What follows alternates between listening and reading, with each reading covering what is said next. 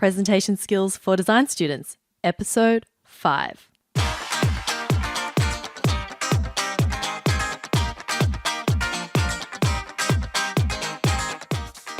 Hello and welcome to Presentation Skills for Design Students. My name's Christina Canters, and this podcast is dedicated to helping design students everywhere improve their presentation and communication skills. It doesn't matter if you do industrial design, multimedia, architecture, landscape. There's something we can all do to become confident, creative communicators. So get ready to take your next presentation to a whole new level. Hello everyone and welcome back. Thanks for tuning in again. I'm so excited about today's episode because I think that it'll really inspire you. Well, I hope it does anyway. It's all about how to use your passion to fuel your presentation.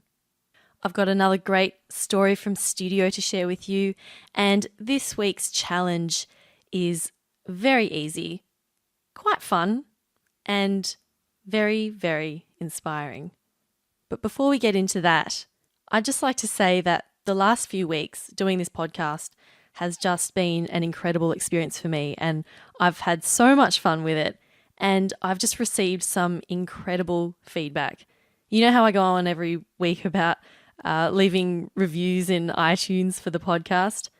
Well, some of you have actually gone and done it, which is amazing, and I'm so grateful for that. And I'd just like to share with you a few of those reviews. Simon from Melbourne has written, "I wish this was around when I was in first year." Thanks, Simon. Liv says, "This will help me so much and be very useful for me as a third year design student next year. Already taken on board a few tips from your first and second episodes." Ching says, "Enjoyed listening to all the episodes so far. Entertaining and helpful, not only for design students, but for everyone interested in improving relationships." Then I went over to the US iTunes store and there's a few reviews there as well, which is really cool. Tom says, "Christina knows what she's talking about. She provides you with a roadmap on how to give a good presentation. If you follow her suggestions, I'm sure you will improve your future presentations." Thanks, Tom. Steve says, "If you're looking for a podcast on how to express yourself in a clear manner and be a more intelligent communicator, look no further. Christina's got you covered."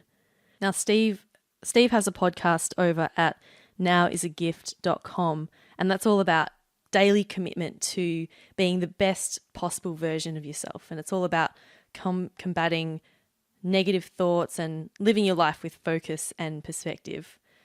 So that's at nowisagift.com, and I highly recommend you go check it out. And also if you listen very closely to the introduction, you may just recognize the voiceover voice. I'm just saying. Anyway, moving on. Another iTunes review, Byron says, "Christina Canters provides some simple and easy to understand ideas and principles. Many aha moments in only the first few episodes." Thanks so much for that, Byron.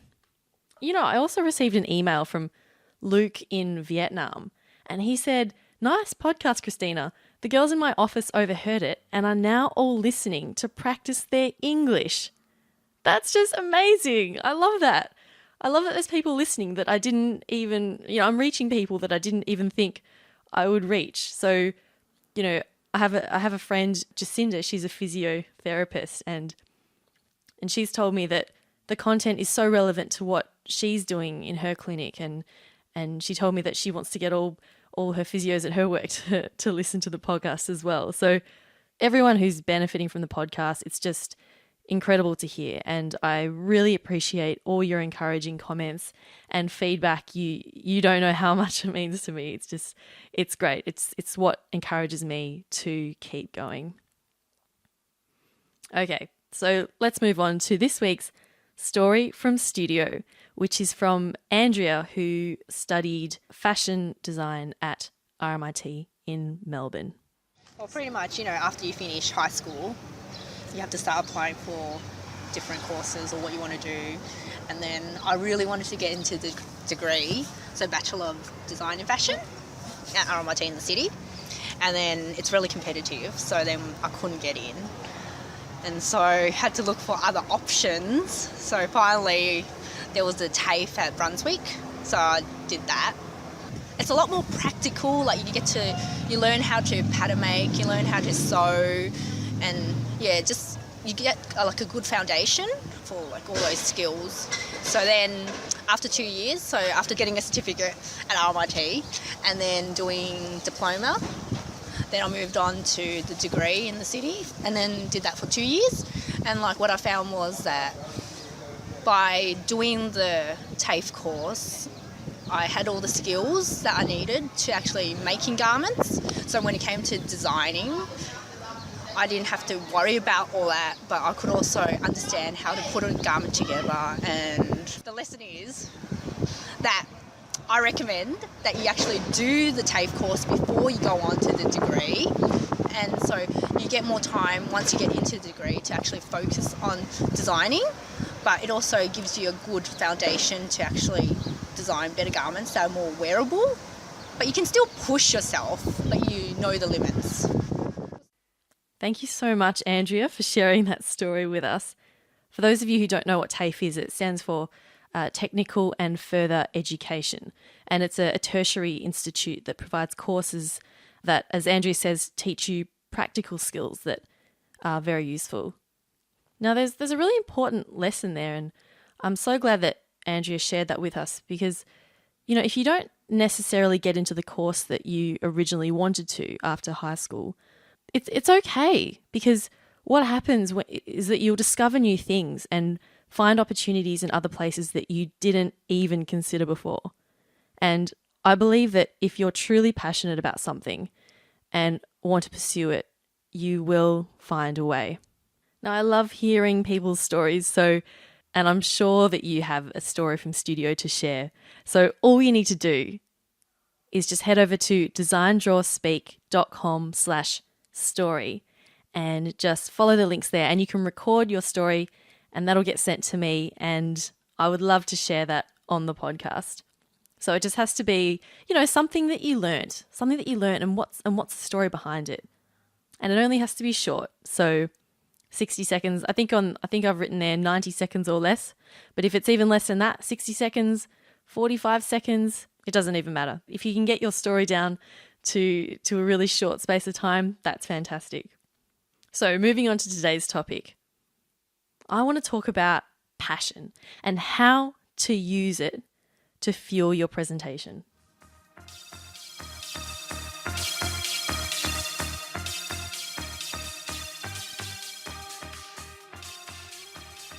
Warren Buffett, the highly successful Uber investor, once said, "Without passion, you don't have energy. Without energy, you have nothing." I couldn't agree more, especially when it comes to delivering a presentation. To make people sit up, take notice, and really pay attention to what you're saying, you yourself need to project the passion you have for the subject. And when I say passion, I'm talking about what are your values, what are your beliefs, and what are your hopes for the future, and what impact do you want to make on the world. And you know, it shouldn't be too hard for you as a design student to find out what your passion is, as you're most likely already so passionate about what you're studying. That's what I love about you guys. Chances are you're studying design because you actually really, really want to. Being a designer is a lot of work and it requires so much drive. So I commend you for that. So I'm not going to tell you to get more passionate. Rather, I'm going to show you how you can unlock this passion and use it to deliver a truly engaging, inspiring, and memorable presentation. So why does projecting your passion work? People respond to emotions. They don't necessarily respond to theory and things. People respond to people. People connect with people.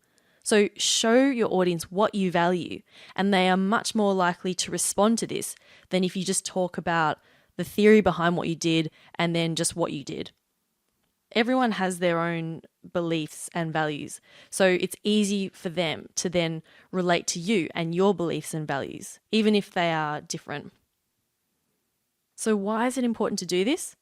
I thought of 3 reasons, although there's probably heaps more, but I'm just going to give you 3 today.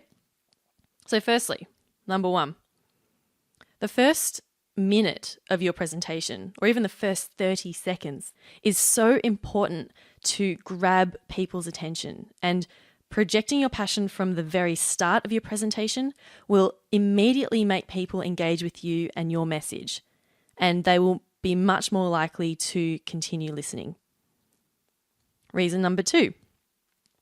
So not only will this make your presentation more engaging, you will be a lot more confident when delivering it. I know that lack of confidence is a big reason why a lot of people don't like presenting or speaking in public. So if you truly believe in what you are saying and you're able to project that, it will help you to become more confident and appear more confident, and it will make the presentation much easier for you and also much more enjoyable. Reason number 3 why this is important: you will be much more convincing. And this is convincing to your tutor, your teacher, and everyone else watching. It's like being a good salesperson. You can convince people of almost anything if you have a solid reasoning behind it. And this will project through if you're backing up your design decisions with your beliefs and your core values. So, explaining why you've done something, it just shows that you've thought about it, which is what tutors are always looking for. Okay, so I've told you why it's important. Now, this is how you can use your passion to fuel your presentation. And it's very simple.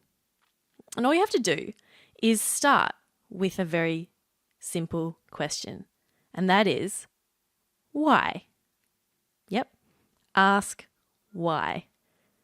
There's a great TED Talk by leadership expert Simon Sinek. I think that's how you say his name, Sinek. Simon Sinek, where he says, people don't buy what you do, they buy why you do it.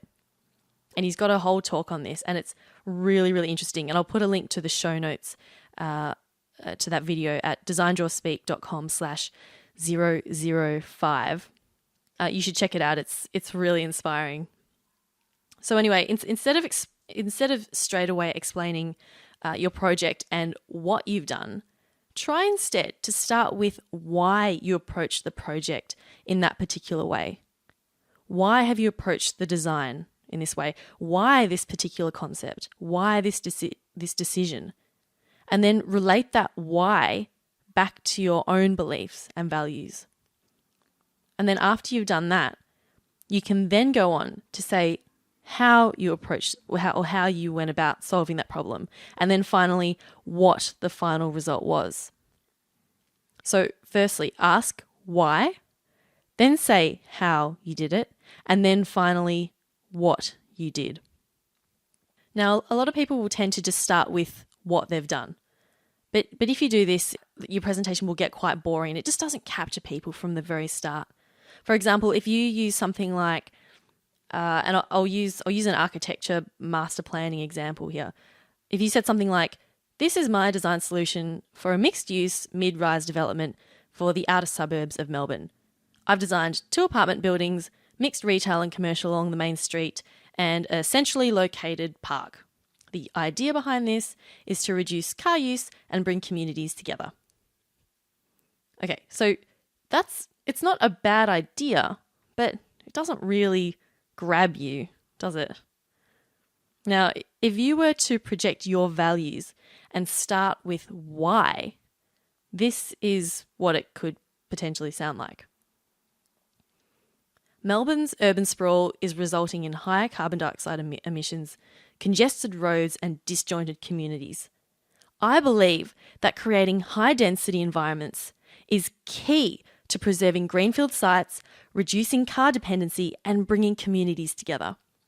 So this is my solution for a mixed-use mid-rise development for the outer suburbs of Melbourne. Same idea, much more effective message. Can you hear the difference?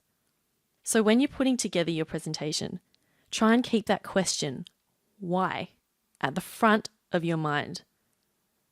And this will also help you choose what you share. So when you're working out what you're going to say, if you are going to mention something and you can't think of why you've done it or why it relates to your values, then maybe you shouldn't be including it in your presentation. So this approach will help you, again, with putting your presentation together. So give it a go. Think about, what are your core values and beliefs? Think about your design discipline. What drew you to it in the first place? You know, you can even use this to really drive your presentation. And I assure you, people are more likely to pay attention and engage with you, and you will be much more convincing. And also, you'll be more confident when you deliver it too. And that, my design ninjas, is how you can use passion to fuel your presentation. Now, the challenge of the week relates, of course, to this topic, and it is this. I have found 3 videos for you where you can see what I've been talking about being put into action. They're all videos of designers, and they are all very different, but they have one thing in common. Each of these 3 designers know what their why is.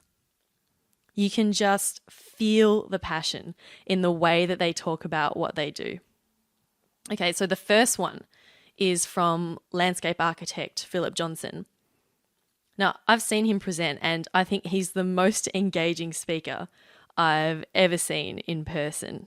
When I saw him speak, he was talking about the landscapes that he's created using natural materials like rocks and plants and grass. And he creates these natural swimming pools that don't require any chemicals, and they clean themselves. And he was saying, you know, I've done this at my own house, and if you want, you should come to my house and I'll show you around, and I'd love to show you how it all works. And you can just feel the passion coming through. You can just tell that he loves it. He knows exactly why he does what he does. The second video is a TED Talk by architect Daniel Libeskind. And he talks about architecture as a story and how it's based on wonder. Now, he speaks at 1,000,000 miles an hour. There's just a lot in there in his talk. But you can just tell how passionate he is about what architecture can do for people and for places. And you'll notice he constantly says, I believe this, I believe that. So he clearly knows his why as well. Now, the third video is by designer Chip Kidd, who designs book covers. Now, his presentation is quite theatrical, and his talk is very polished, but he does exactly what I've talked about today in terms of explaining your why and then your how and then your what. So he talks about a few of his different projects, his different book covers.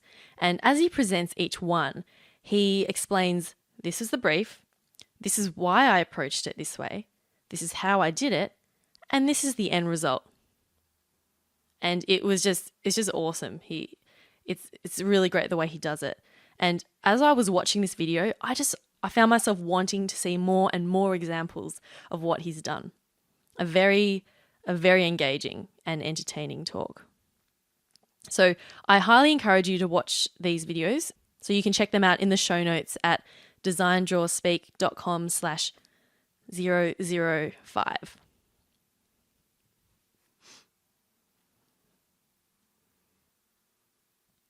Well, that brings us to the end of episode 5. I hope you've enjoyed it and found it a little bit inspiring.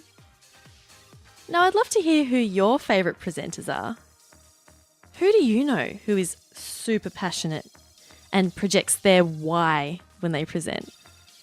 Just leave a comment at the end of the post at designdrawspeak.com/005.